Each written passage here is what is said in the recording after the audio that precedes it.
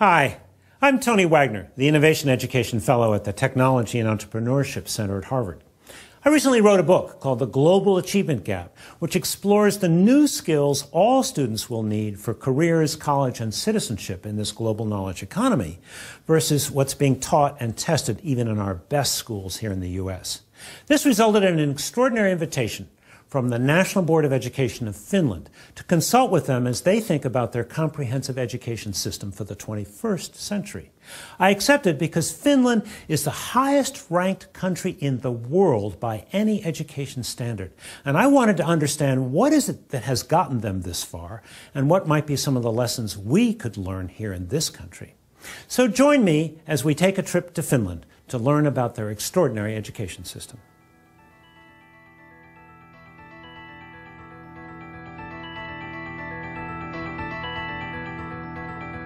The question that is oftentimes asked when we get visitors from other countries to Finland, why are Finnish students successful?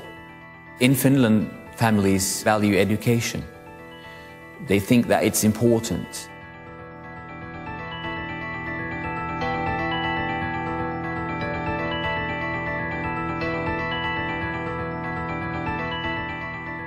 We offer the same system for all the pupils. No matter what their social background is, no matter what their parents do and so on, so everybody gets the same, similar education.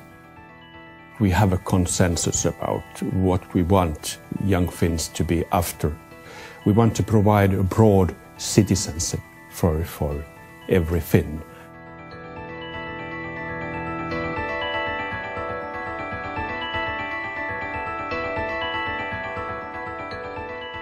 There is no one reason for Finland being on the top in all these rankings. I would say there are many mutually interactive factors. Politicians, principals, teachers, universities have all understood that this is actually the only resource that we have in Finland that has to be taken good care of. The brain, the young people, the education. So these decisions have all aimed at the same goal, to be able to provide our kids with the type of education that are making them possible to compete at the international work market.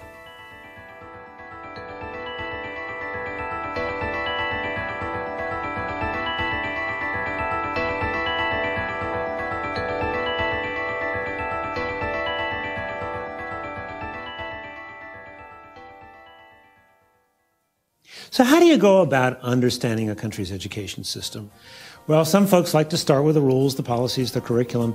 My preference is to start with the students and understand their perspectives, and then go into classrooms.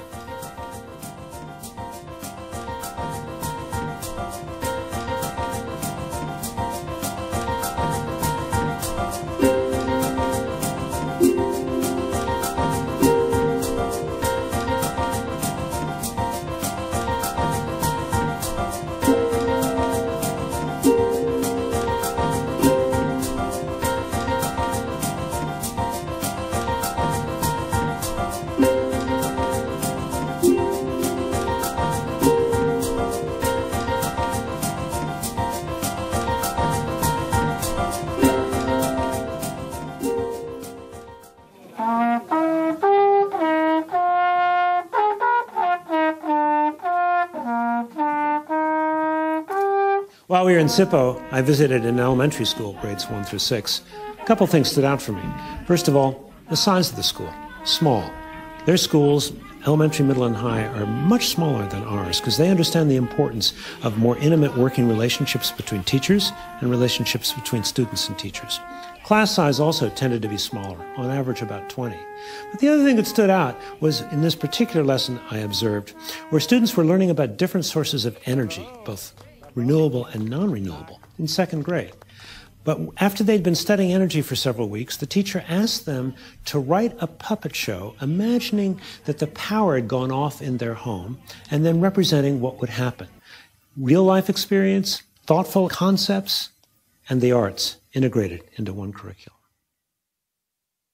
What is your dream? What would you like to do or accomplish in your future?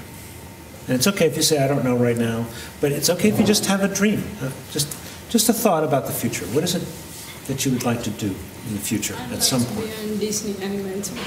A Disney animator? Yeah. Okay. Vet. A vet? I'd like to be an engineer. I play ice hockey.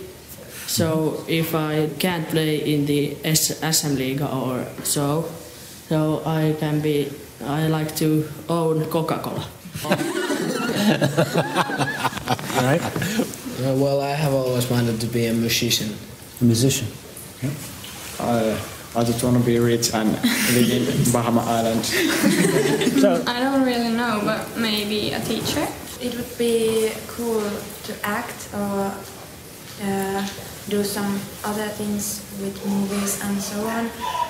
Or to be, tietääkö joku mikä on nuoriso- ja vapaa-ajan ohjaaja? Youth leader. A youth leader. Okay. Psychologist. Psychologist. Good. As you imagine your future as an adult and growing up, do you believe you want to have more than what you've got now? The same? Less? Your thoughts? I think the same would be because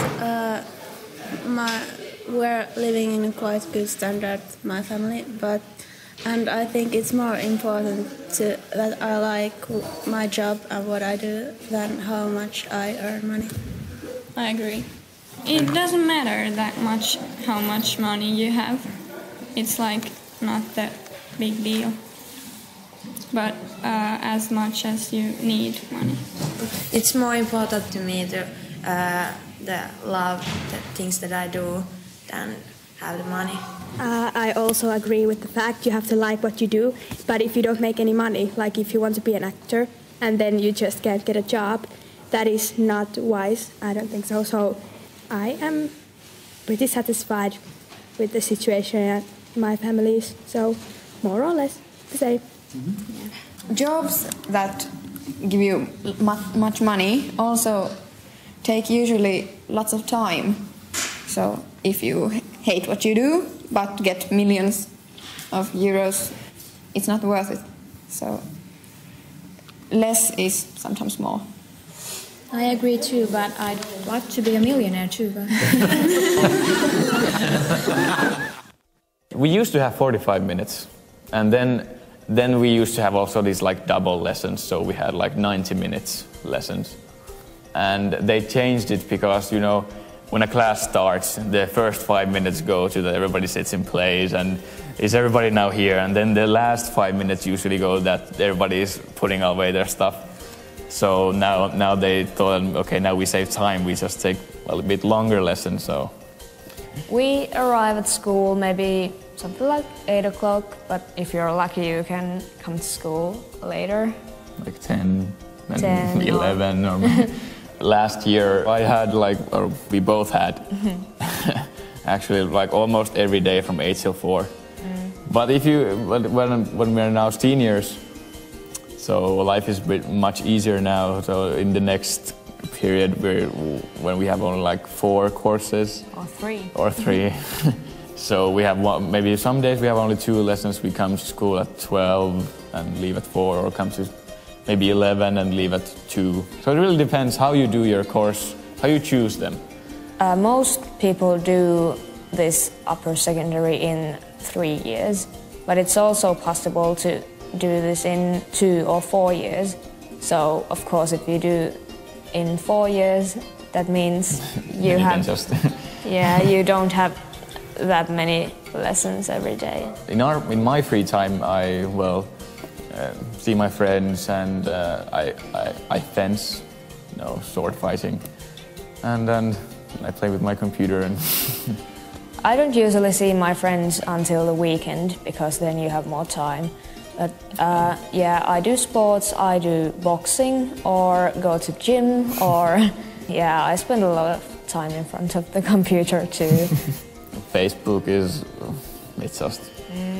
it's very easy to get addicted to.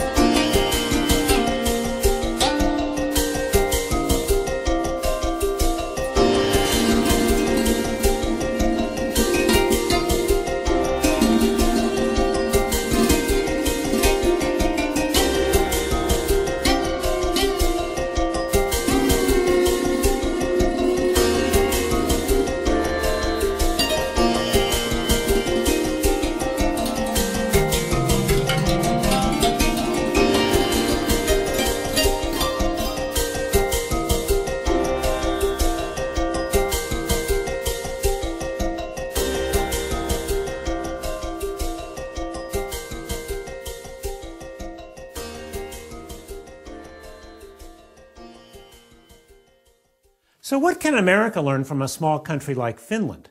Well, the better comparison is actually with our states, which have substantial autonomy for their education systems. So we think it's actually interesting to compare the results from Finland with a state that has similar demographics, size, and population, and in fact was settled by Scandinavians, Minnesota.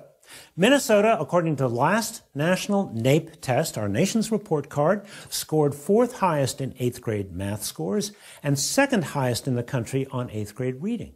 But what most Americans don't understand is that our best is simply not good enough by international education comparisons.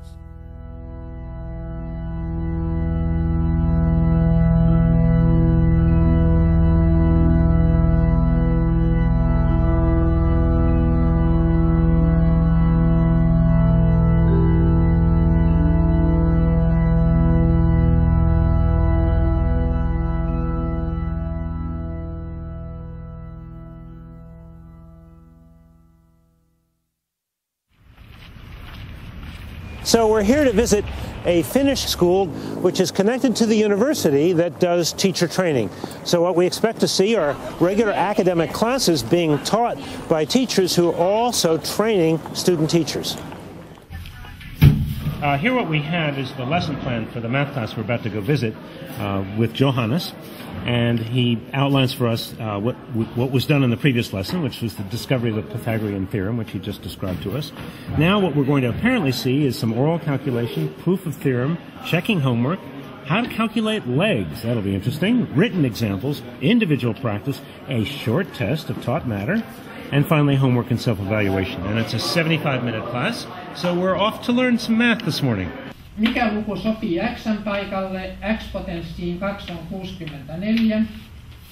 This is a normal 8th grade math class, not tracked, not advanced. And yesterday this 8th grade class was discovering the Pythagorean theorem. So in some respects this is a fairly traditional class, teacher at the front of the room, kids facing the board.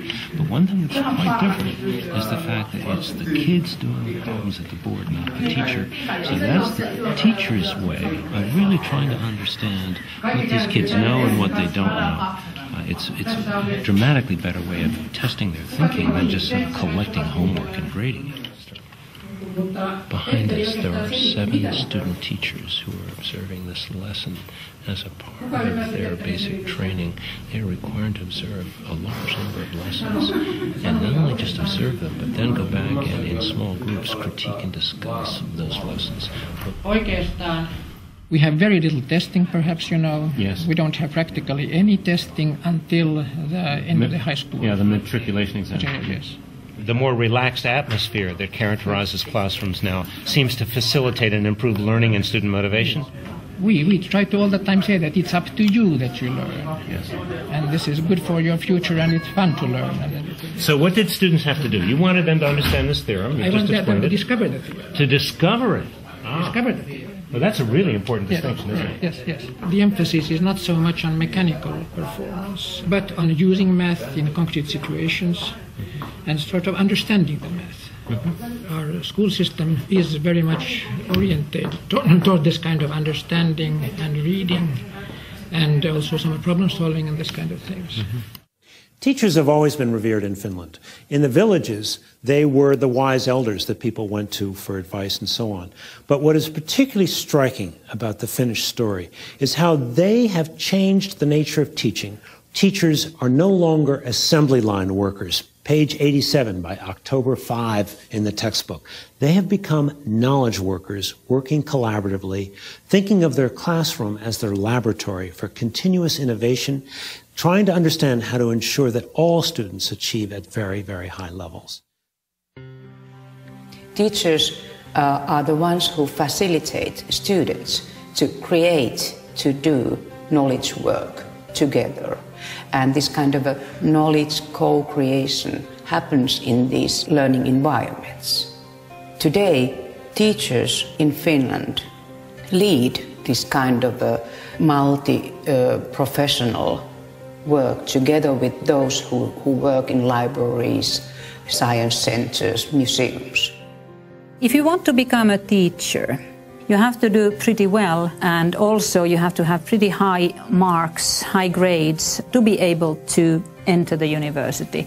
And if you do well, then you might be accepted. Not everybody who succeeds really well and has good grades, they are not automatically accepted. In a lot of countries, teaching is something that those people who can't get other jobs do.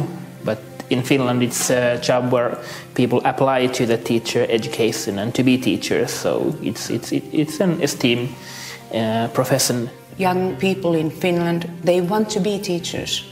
And we get very competent teacher students.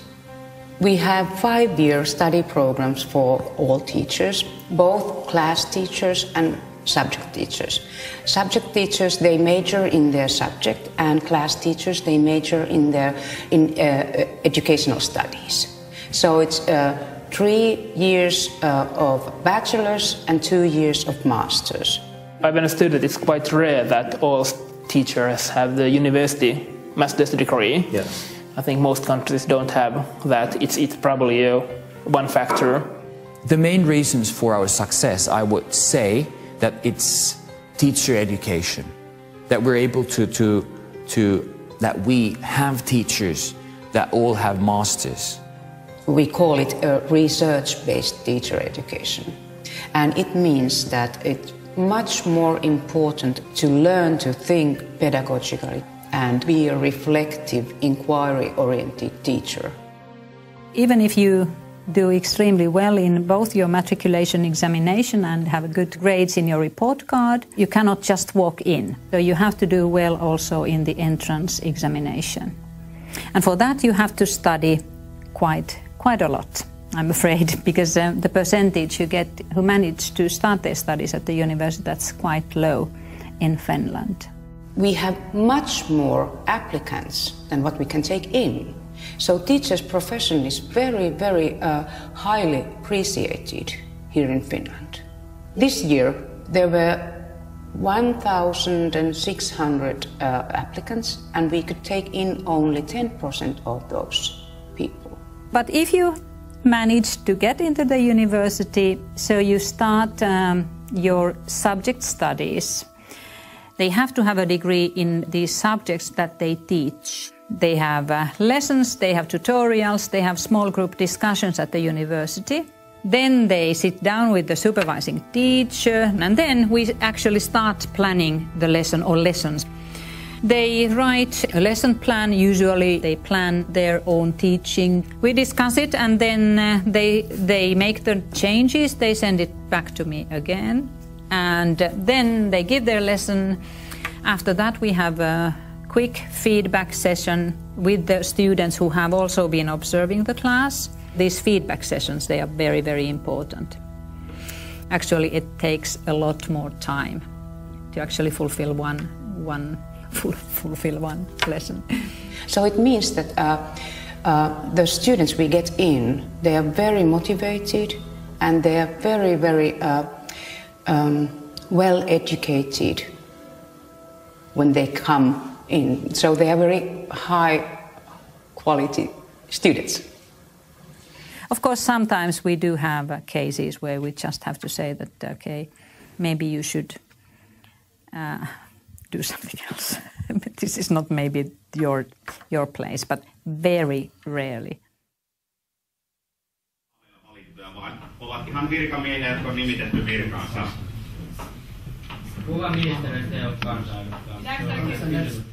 The beginning of the class is used as either warm up or cool down. The teachers talk about it in different ways, but it's a way of relaxing the kids and also engaging them. I'm also struck by the fact that this teacher has never seen this group of kids before, but his rapport and his interaction with them is just wonderful. Lively, interesting, fun, but also very academically demanding.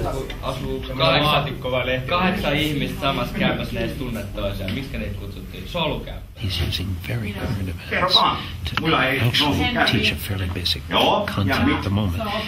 The 3 questions at the top of each slide is, who is this person, what is the ministry, and what is the political party? Kyllä. Tänään itse asiassa käsitellään juuri tätä aihetta, että millä tavalla se luottamus säilyy niin kansalla kuin eduskunnalla esimerkiksi ministereihin tai kansanedustajiin. Seuraava pari. valtioneuvoston. Tämä laitetaan vihkoon nyt ylös. There's a little debate taking place now. The student teacher just put up the frameworks for comprehensive education that was approved by the ministry some years ago. And the student just said, well, do you think the ministry has lived up to the promises they've made about what a good comprehensive education should be? So now they're debating the quality of the education they've received versus what was being promised to them. Whole group asked very tough question. Yes. Maybe, I think. Yes.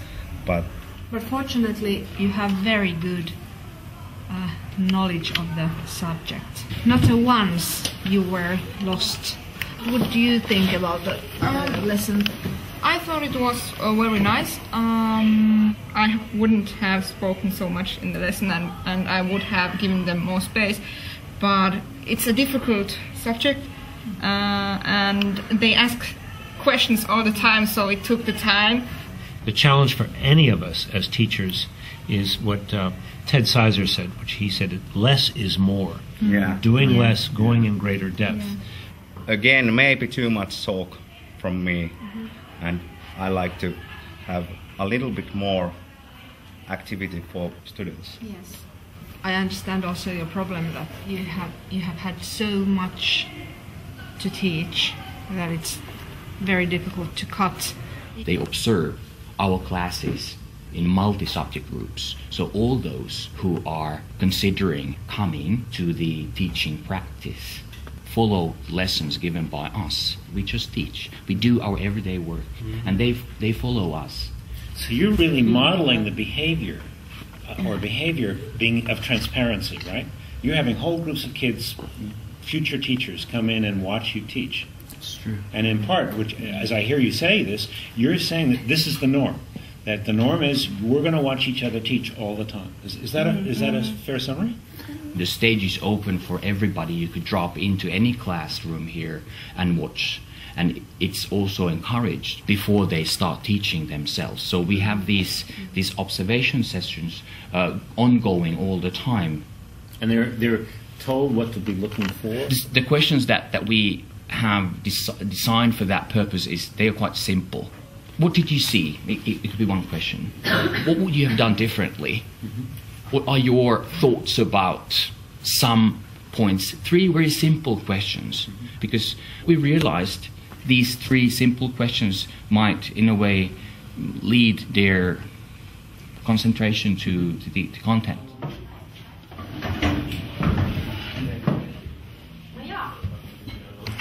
So this is a Swedish class. It's being taught entirely in Swedish, and this is a student teacher who is giving a formal lesson that was co-constructed, put together with the master teacher, who is observing here in the back, along with several other student teachers. The teacher trainer has sent me the lesson plan by email on Sunday, and I've been commenting on her plan and ideas through email correspondence. And she's been reviewing it and sending it back to me. What I do now during the lesson, I have the lesson plan in front of me and I comment on it, looking at the things she does and probably giving her hints what could have been done differently. And she gets right away my comments after the class. Of course, we also discuss the lesson face to face after the class.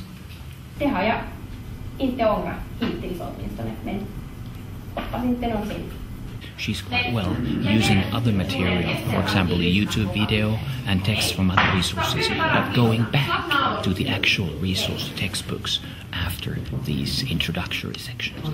John Goodlad, in his studies of high schools in the 1980s, discovered that teacher talk time comprised 85% of the lessons in American high schools across all content areas. So what are you seeing here in terms of teacher talk time versus student work time? I would like to see that it would be 60% the student and 40% teacher. And I'm going to give a feedback to her that every time she would have had a chance to throw the ball in the classroom, she should have done it. So can you say a little bit about why you chose that video? Why did you show it? The theme of this lesson was the future and what these 15-year-old people are going to do after this class. They're going to high school or whatever.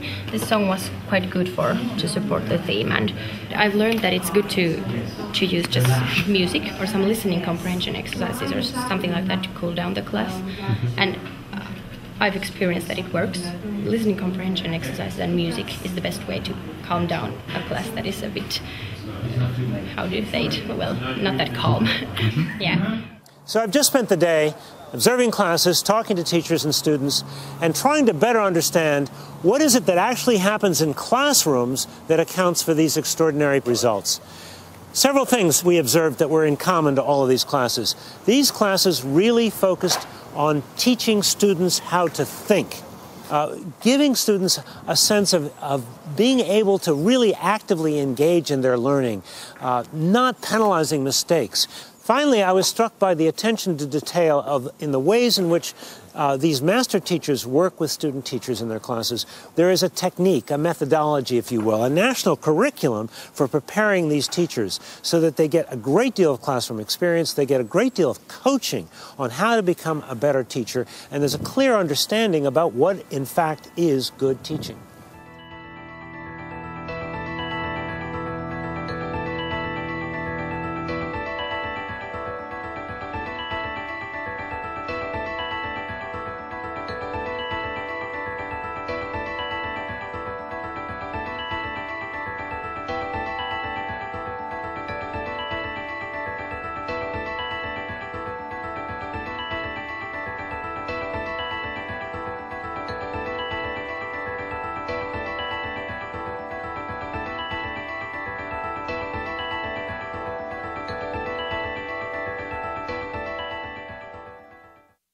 In Finland, we have got a high living standard, and almost everybody can travel and have houses, and it's enough. It was very satisfied for me to hear from my daughter that she doesn't want anything more. So I think it's good to have this and spend time to things that you like to do with people you love. We've had a chance to explore what Finnish students do in the classroom, but what do they do after school? Well, a 9th grade girl and her mother were kind enough to invite me into their homes so that I could better understand how they spend their free time and their parents' perspectives on their children's work. Yeah. So, you come home, how much homework do you typically have to do? We don't have that much. You don't have that much homework. Yeah. And you're in 9th grade? Yeah. So do you expect when you go to upper secondary you'll have more homework? Do you hear from students there? I guess. Yeah. How much? So how much do you do now? Do you do some every day or not even every day? No, not even every day. Not even every day. And so how many hours a week would you say? 3 hours a week? 3 or 4 hours a week? Yeah, but Finnish education system, way outperforming every other country. How do you understand that as both a teacher and a parent? A big part of it is that we take care of those children that are not doing so well at school. So we have got very qualified special education. Early interventions we hear. Yes, we try to find out what's the problem behind the learning problems, because often it's something that we can avoid by teaching in different way.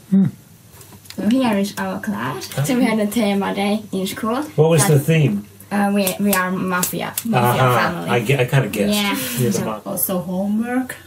I'm not concerned about that at all. I've always known that they do their homework. I never check if they do You don't have to check. You don't. No. Do you even ask what's your homework, or how much homework do you have this week? No. Sometimes when I try to be a good mom. I had a chance to visit some schools while I was in Finland. The Sippo school was especially interesting. We spent some time in elementary classes, but then we went over to the high school. Now, high school there is grades 10 through 12, and what is particularly interesting about what they call their upper secondary is that students have a choice between a more academic track or a vocational track. About 40%, 45% choose the non-academic technical track, because they know that's going to prepare them for a good job right out of high school. There's a respect and a dignity about all work in Finland. And what matters most is the skillfulness and intelligence you bring to whatever job you may have. A long time ago, I went to the technical university and I studied electrical engineering and electronics. And after that, I have been working at different companies for 30 years. I wanted to decrease the stress level because I was a technical director in a company, and this is how I did it. I started to teach something I have learned. One big finding was that experts don't know how people learn, because there are many different understandings. So I'm trying to understand how it really happens in practice. So, yeah. What I like in teaching is many things. This is demanding, a lot of challenges. You can see the results. You have long summer vacations. What else you need? In practice, all students here may also select courses from the academic side. It's possible also in the opposite way, even though not many are doing that. Directly after basic education, young Finns go to, about 45% go to vocational education and training. About 50% go to upper secondary general schools. The balance between vocational education and training sector and upper secondary general sector is very good for Finland, and we set a policy target a decade ago for us that we should actually have more balanced situation in Finland. Reasons behind it, there must be actually developments of vocational education and training sector. However, there isn't any dead ends nowadays. We have actually made our education system so flexible that actually you can continue studies after vocational education and training at universities, or you can actually come back to general education if you want to. So it's very open nowadays. In American schools, technology is primarily introduced as an aid for the teacher's presentations, whiteboards, PowerPoints, and so on. But in Finland, the emphasis is much more on the students using the technology for their learning. How long have you been teaching here in the upper secondary? 26 years. Oh, just starting then? Yeah, in that same school. Yes? 26 years. That's yes. a long time. Yeah. So have you seen much difference in the students? Are they different to teach now than when you started? I think students are almost the same, but relationship between students and teachers are better nowadays. In what ways? We are working together more and more. Oh, that's excellent. Yeah. We just had a nice 25-minute lunch in the school cafeteria, but you told me your class started 25 minutes ago. Yeah. You mean you trust them to work on their own? Yeah. I trust them to work alone, and they have, deadlines. Yeah. Then what they have to do, and they have this learning environment, Moodle, and they make maps there. And So tell us about Moodle. Moodle is a learning environment, and you can put all kind of material, and you can discuss, and you can evaluate with Moodle. Learning is something to use cultural tools, all kind of tools. If you have a lot of tools, you can learn even more. And So it's like an online learning environment. It's online learning environment. Where they are sharing projects with one another? Yes. Everything where is shared, yes. Everything is shared. They're working on projects together online. Yeah. You're giving them lectures online that they can access? No, not lectures. But you give them problems or challenges that they have to solve. So tell us a little bit about the class we're just going to go see. It is, I think there are some 20 students. And what are they going to be working on? They are working kind of geography study about African countries. Okay. Hannah, can you tell me what you're working on, please? I'm searching some information about African land Togo, which is this. How much time do you have to work on this project? About 5 weeks. 5 weeks? Just to work on this project? Yes. And you're working alone for 5 weeks? Yeah. Is that hard? Well, I don't think so. It's actually, I kind of enjoy this. Yeah. I think this is quite fun. I have to do something in every category? Yes. Here we're working on Zimbabwe's nature map, and I have to make one map on paper and one map in internet. Oh, I see. So you're also having to write here some answers that the rest of the class will see that will be shared from the software. And other students will comment on your work? Yes, yes. Do you find this useful? Would you rather be reading a textbook and taking tests? I think this is quite a good way to learn. Use more of your own creativity, your own thinking, and your own ideas about how to create an effective mind map? Yeah, exactly.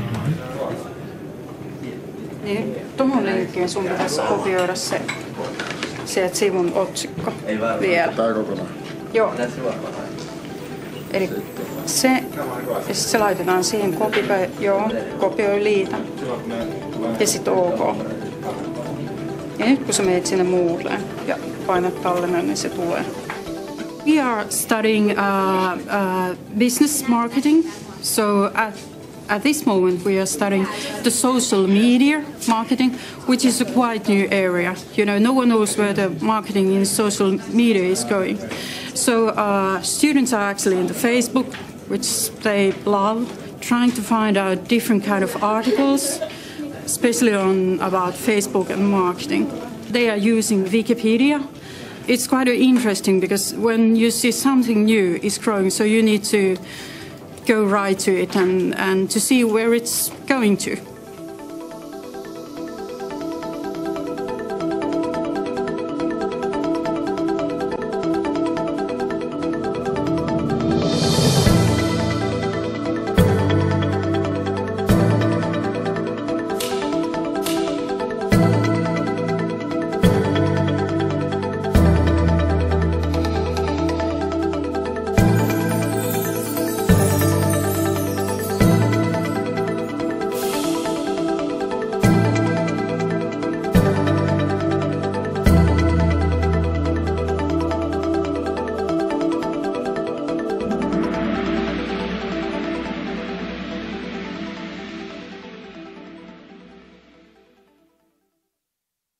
Innovation and entrepreneurship education came into our curricula 15 years ago approximately. It should be included in every teaching and every subject. What does it mean to educate an entire country to develop the capacities for innovation? Finland is among the top 5 countries in innovation, global competitiveness, and entrepreneurship. But yet this country is now asking what I would say are some of the post-industrial questions. If education is to be something that maybe is for its own sake, to develop curiosity, to develop imagination, to develop social bonding and networks, what does that mean that we might need to do differently? How do we free up time and space for more exploratory learning, not just transmitting information, but giving young people chances to explore, to experiment, and to create new knowledge and new information? I was 16 when I started my company. We have 3 full-timers, like I am. So we go to school, but when we are out of school, then we do some jobs and marketing and such. It specializes in making home computers, and mostly we do gaming computers for kids like us. We know what we want, and that's what we do. So this is actually the main site. As you can see, there came my friend, and he is eating a motherboard. It's so easy. I can't lose any money, but I can make money if I work hard. Well, if it can provide us when we are graduating and don't get any better jobs, then it's good that we have somewhere to work. You know, by luck, I stumbled on this student project in one of the schools where students were learning about innovation and entrepreneurship by forming teams that had to produce a new product or service overnight.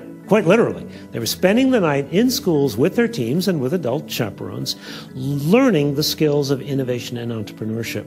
You know, it's a very rare school in our country that teaches anything like that. We have some schools that do an extraordinary job of giving all students a work-based internship. Some schools that enable students to do what we call service learning, community service. But I think in Finland, these things are far more common, whereas in our country, they are the exception to the rule. Tell us a little bit about this innovation camp. What is it about? Well, it's about what is called entrepreneurial. Entrepreneurship? Stuff. Yeah. Okay. And we're here to, how do I say this? Well, people are coming here. We are forming groups, 5, 6, 7 people about in a group, and they're going to start a business here. Is it true you're going to be here all night long? Yes, 24 hours, 26. 26 hours? Yes. What is the point of being here all night long? It exhausts you to a limit where you really got to push it to the limit, yeah. Well, if you hang around for 24 hours with the same people over here, well, you learn to know the people that you're working with, so you get better teamwork. Teamwork, of course. And think more freely, not so... More open-minded. Yeah. Okay. Yeah. Well, you have to be really social in these things. Really. It's not that obvious for everyone. So, well, people may think that you can, well, I can make a company of my own and I can do it all by myself. I don't need any help. That's not true. You learn it here. Back in the 1970s, Finland realized it really could leave no child behind because every child was needed to be a part of the greater wealth of the country. So what have you done? You said you've been kind of creating your education system from scratch since the 1970s. What are its hallmarks? To be frank, we didn't start totally from scratch, but actually we formed comprehensive school in Finland during 1970s. The comprehensive school is intended for all, not segregating the age group. The parallel system refers to the system that is still present in Germany, for example, in the 5 first years during your education, at the age of 11, that they tell that you're a poor performing student. You're never going to end up with the academic profession. And that's like a weapon that they use, like a whip.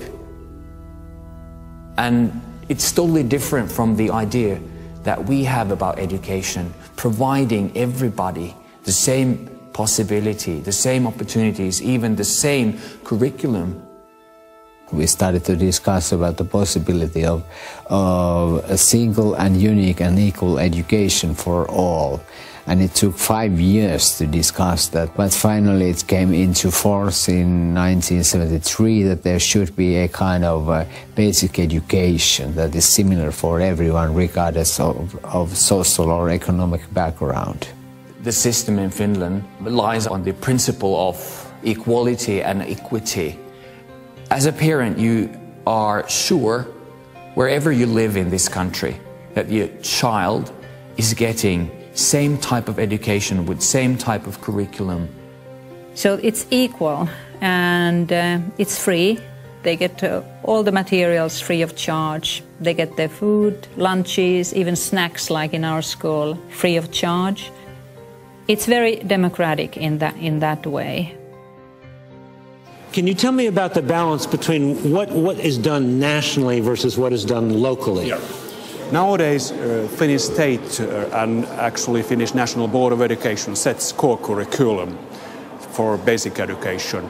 It gives much leeway to schools and municipalities to operate. It's also blessedly brief, isn't it? I mean, your curriculum frameworks are about this thick, aren't they? It's about that. Which is really extraordinary when I think about our textbooks. That's true. In our society, we have a core curriculum.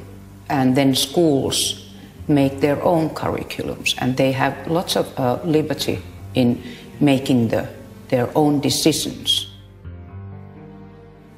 Second phase was actually that during 1980s we moved teacher education and training to universities, so that all teachers are required nowadays master's degree in universities. We do not have any kind of an inspectorate. You know, there are no inspecting schools or teachers. We kind of trust to our system. You know, we have a whole system where principals are supposed to come in and formally evaluate the teacher. But you don't do that here, do you? In Finland, the school's education system is based on trust. That the teachers are trusted to do their work properly. If people are trusted, then they want to be worth that trust. They are more bound to be trustworthy. I think people perform better when they are trusted. They do a better job when they are not controlled, because nobody wants to be told what to do. So there is a huge trust to all levels in this educational system we have. Ministry trusts on the schools and this system, and parents trust on our educational system that allows you to act freely, concentrate on your individual way of learning how to learn. Actually, it took 25 years to learn how to trust. And in 1991, 1993, when we localized the curriculum process I told you previously, we learned to trust each other. I think if people are always checking up on you, then you are just trying to show them that, or try to look that you are doing your job well. But if somebody really trusts you, then I think it's a basic human quality, wanting to be worth that trust. A compliance-based system, you know, is something we see around us all the time, where students are saying, what do I have to do to get a C or a B? What's the minimum? Teachers sometimes complying with the district mandates, districts complying with the testing requirements, everybody trying to figure out what's the minimum they have to do to just get by. So far, the trust has been very important. And I would like to say that why we can have trust is that we have trained and educated teachers so well. We can trust them. They are professionals in their field. And otherwise, we couldn't work, actually. If we set too strict guidelines for teachers and they are highly trained, why to bother? It's up to teachers to do their job. But trust is incorporated in many ways in Finnish society. You know, I've seen some wonderful schools in this country. Almost all of them were small. Almost all of them were startups in the sense that they were new, small schools within schools, schools of choice or charter schools. And almost all of them were based on trust. So there's no question in my mind that a trust-based system, trust with professionalism, can get absolutely better results. The question is, can we do trust at scale? I think it's a necessary experiment. We have to find out, because the compliance system at scale is simply a spiral downhill.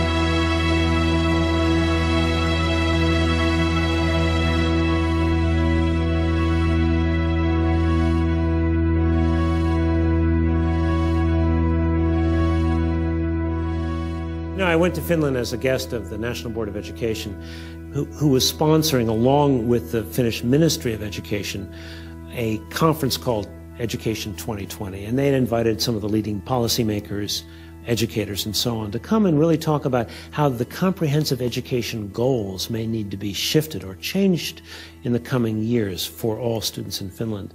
So the question we might ask ourselves is, how do we talk about education in a way that's not punitive and in a way that's future-oriented and in a way that grounds the conversation in the experiences and in the needs of young people themselves, as well as in our economy and in our democracy.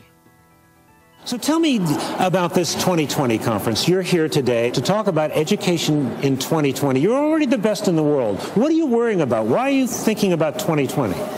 Although PISA tables say that we are topping many of the PISA studies, our national evaluations show that we have areas where we need to go further. For example, writing skills, communication skills. But to be more profound, it is about education itself. What are the outcomes of education? And there we have to bear in mind that we have been too strictly academic so far.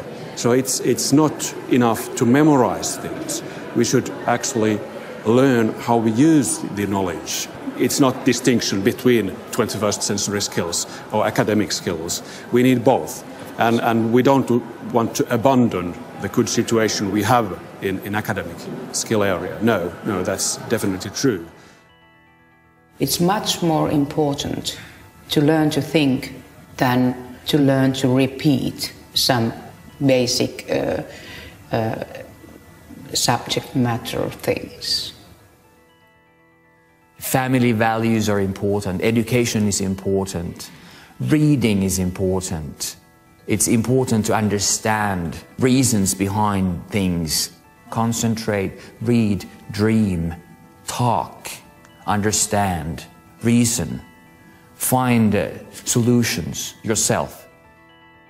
Finnish education is still too subject-oriented.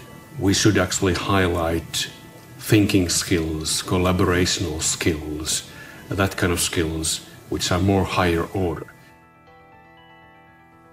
As we think about what has to happen in this country, it's not just changing what's taught and how things are taught, but really reshaping the teaching profession. And it's not about money. It's about teachers thinking of themselves as knowledge workers, teachers understanding that they have to be innovators in the classroom every single day as they think about bringing all students to high levels of attainment.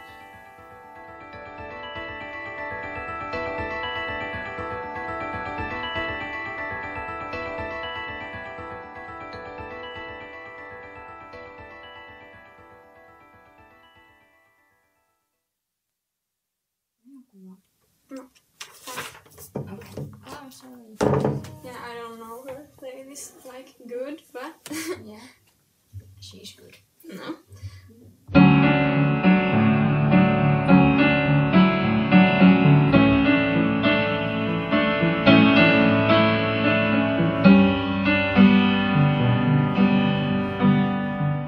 You know what most impressed me about my experience in Finland is the way an entire country has focused relentlessly on preparing all students for work and citizenship in the 21st century. But the real question is, what can we here in America learn from their experience? Clearly they're a very different country, different culture. Our country is far more heterogeneous and larger. And obviously what works in one country may or may not work in another. Nevertheless, I think it would be a serious mistake to just dismiss Finland.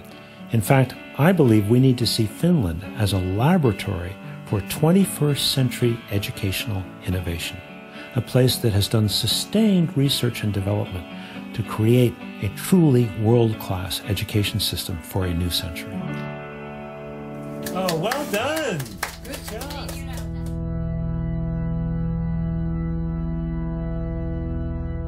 One of the most important lessons from Finland is that the business of school is learning, period. It's not sports, nor is it even extracurriculars. Nothing interrupts the learning process in classrooms. It is sacrosanct. A second valuable lesson is the way in which they have totally transformed the education profession over the last quarter century. Very high standards for admission into schools of education, so only the very top students become teachers. All teachers must earn a master's degree, which brings far more academic rigor into the classroom. and the kind of training these student teachers receive, where they observe master teachers and have their own teaching practices critically evaluated, really prepares them to enter into the classroom ready to engage all students. Yet a third lesson from Finland is the idea of less being more. Very few national curriculum guidelines which can be adapted locally. Class time is longer and there are fewer classes in the day, which allows students far more time to do projects and to go into greater depth in their academic studies. Then there are the ways in which Finland has focused on how best to motivate students. The students have many more choices for the projects they pursue in their classes, and the arts are far more well integrated into every class. But perhaps most important, by developing a very comprehensive vocational education system at the high school level, which prepares students for jobs immediately out of high school. I have to wonder that if we gave every student the choice of a high-caliber vocational education system in every high school in America, might we not be able to significantly reduce our epidemic dropout rate? But what I found most surprising of all is the way in which the Finnish education system is built upon trust. The ministry trusts the municipalities to adapt and adopt the national curriculum as needed. The municipalities trust the teachers and the schools to do what's right. The teachers even trust the students to use their time wisely and to use the internet and other technologies responsibly. Of course, trust doesn't happen overnight.